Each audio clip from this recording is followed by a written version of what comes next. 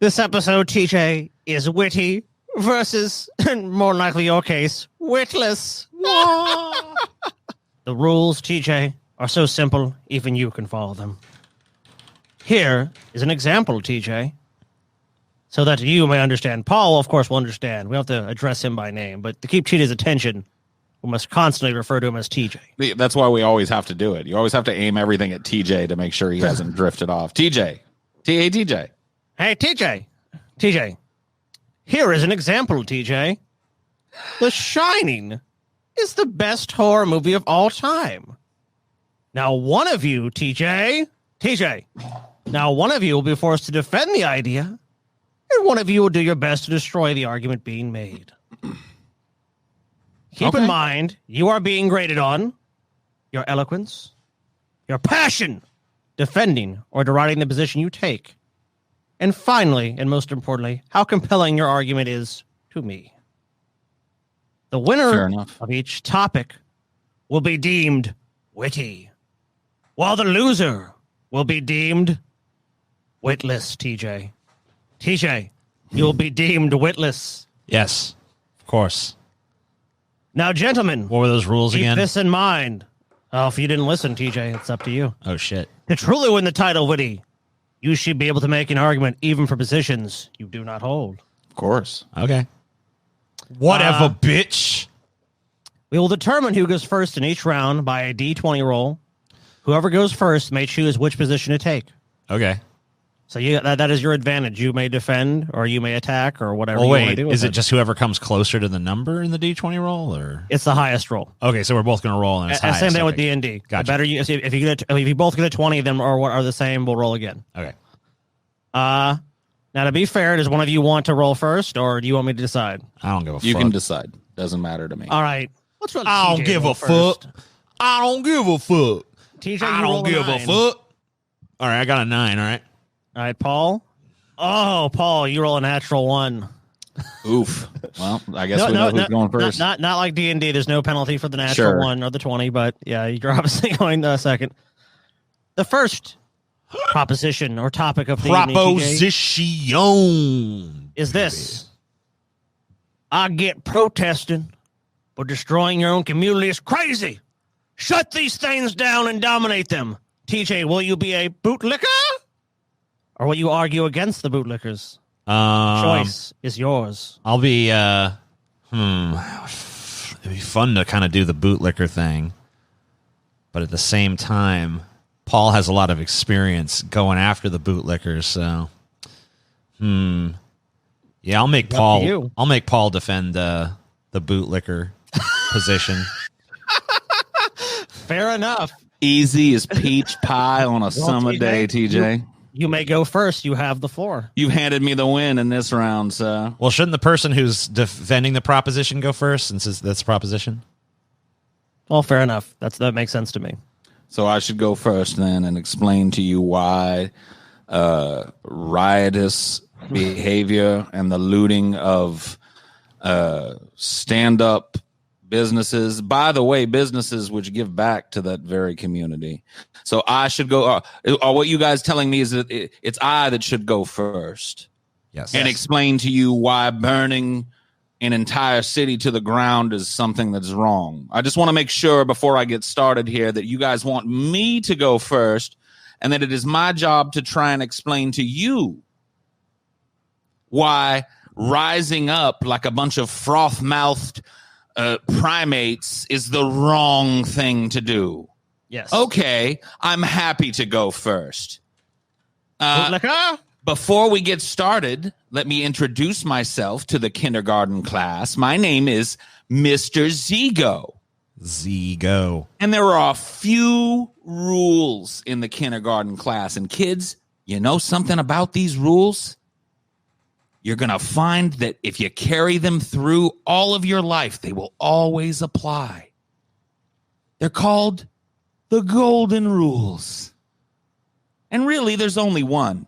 Do unto others as you would have others do unto you. Now, TJ is going to come on here and make a defense of these people. But let me tell you something. That defense would stop immediately if these people came to loot TJ's house. If these people came to loot TJ's house, he would immediately, and without question, change his position. He holds a false position because he knows the golden rule to be true. Do unto others as you would have others do unto you. And rampaging through the streets, Scotty. Rampaging through the streets like a bunch of cracked out baboons. I'm not racist. There are white people doing this too, so don't accuse me of that. Of course. Like a bunch of cracked out, homeless, shiftless, shifty baboons. Looting is not political activity. It is criminal activity, Scotty. You know this to be true. You know this to be true.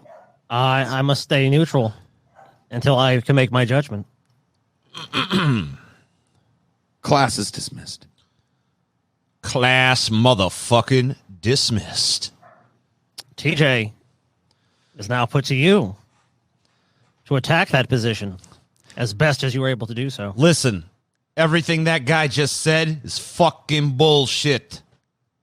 Thank you. I reject that response and demand a new one. All right. I'll say it in a different voice. No, Listen, TJ. everything that guy said is bullshit. TJ. Look, no.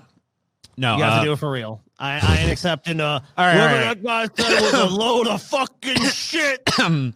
Paul got to do it as a character. I don't see why I can't do it. You can do it as a character. No, I don't care if you do it as a character. Do it however you want, but actually make a fucking speech or fucking defend your position. All right. Fine. So, what do you mean I did it as a character, by the way? Because Paul, you don't normally go like, "Greetings, I am Paul's ego." Well, maybe you don't know me very well at all. He can do it however he wants. And look, as long as he does it, I don't give a fuck. All right. Excuse me. Look, if you want to respond to things he said, go ahead. No, I don't need to respond. No, nothing he said. All right, go ahead. Because it's all bullshit.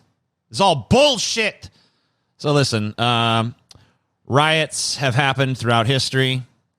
Trying to say that the rioters are unproductive when they destroy their own communities is completely pointless, because a riot is simply an event that happens when certain socioeconomic conditions have been met, and there's some sort of event that pops them off.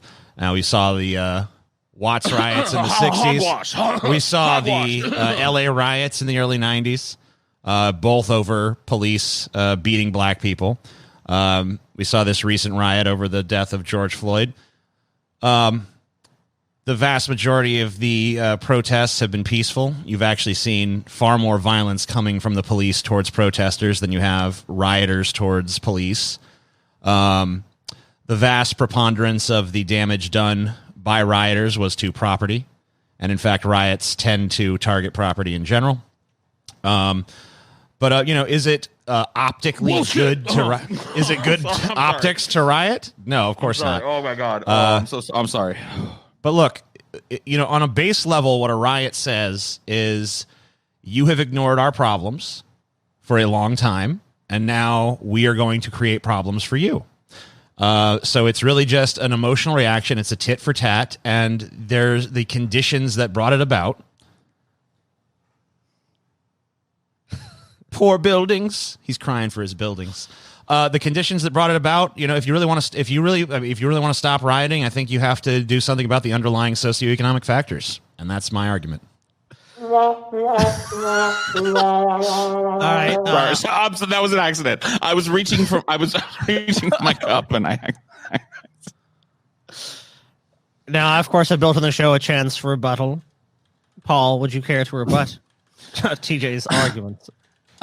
What shall I do to rebut this silly argument that's been put forth? All of this woo-woo about there being certain conditions that have to be met so people's homes won't be burned down. Look, listen, I'm fine with the golden rule as it stands. Do unto others as you would have others do unto you. Would you have someone walk into your house right now and burn it to the ground, TJ?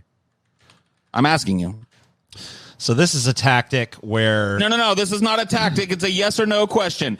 This is a tactic. Would you allow a rioter who was rioting for the death of George Floyd to enter your home unmolested and burn your book collection right in front of us all right now? It's a yes or no question, TJ. Very simple.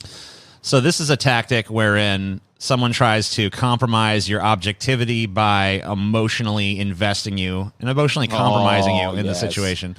It's kind of always like a tactic, it's isn't it? It's very much akin tactic, to. isn't it, TJ? It's very much akin. It's always a tactic when someone asks you to defend your stupid, silly, it's all, position. It's the same thing you see from these right wingers when you make an argument against the death penalty. They have no statistical arguments. They have no arguments with any sort of the economic factors or whatever that might lead to people being put to death, and mostly poor people, by the way.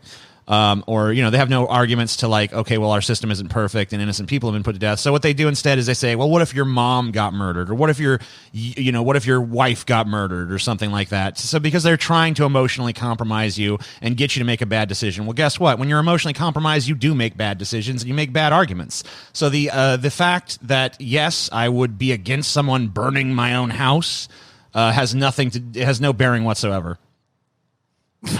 Maybe in the liberal fantasy world where you live, sir, but where I come from, we call that a contradiction in terms.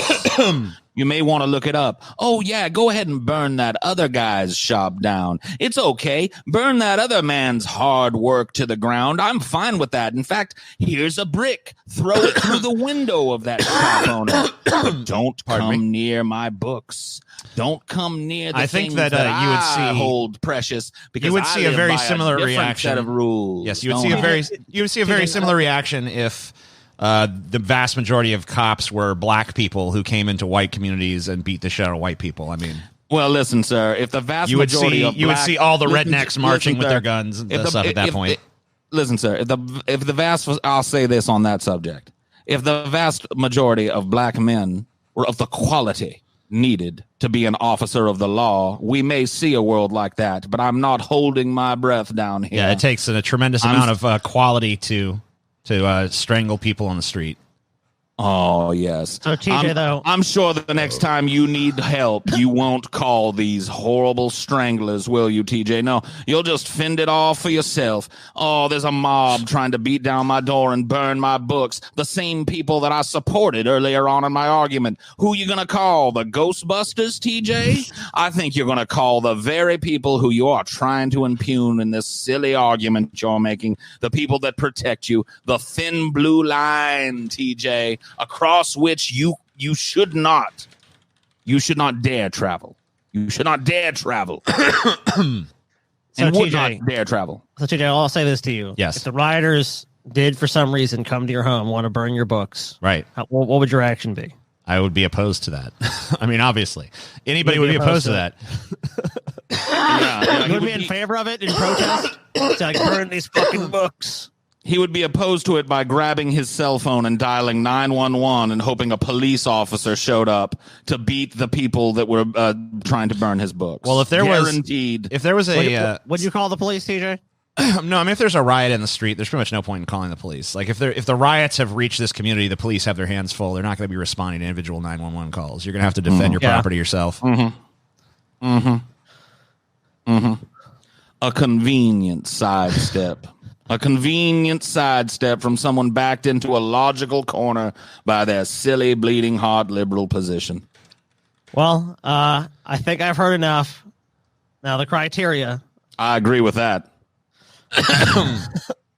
Eloquence. Sorry, you guys both pretty eloquent speeches. Sorry, passion defending or deriding the position you take, TJ. I feel there's more passion on Paul's side. That's because he's affected this Southern lawyer character, though. TJ was trying to... Well, I do declare. TJ was trying to send us both. What's that? TJ was trying to send us both into a deep slumber, Scotty. You felt it, I felt it, and everybody watching this video felt it. I'm surprised if anyone's still watching the show. Is even awake. No. Compelling, though. I said most important. How compelling your argument is to me, as ridiculous and funny as Paul's argument is, I have to side with TJ on this one. It is close. It is close. I thought I had an ally in you, Scotty. I thought you were a man of principle, a true Southern gentleman, but I see you're nothing but a Yankee in disguise. Deep fat pride. Deep fat pride.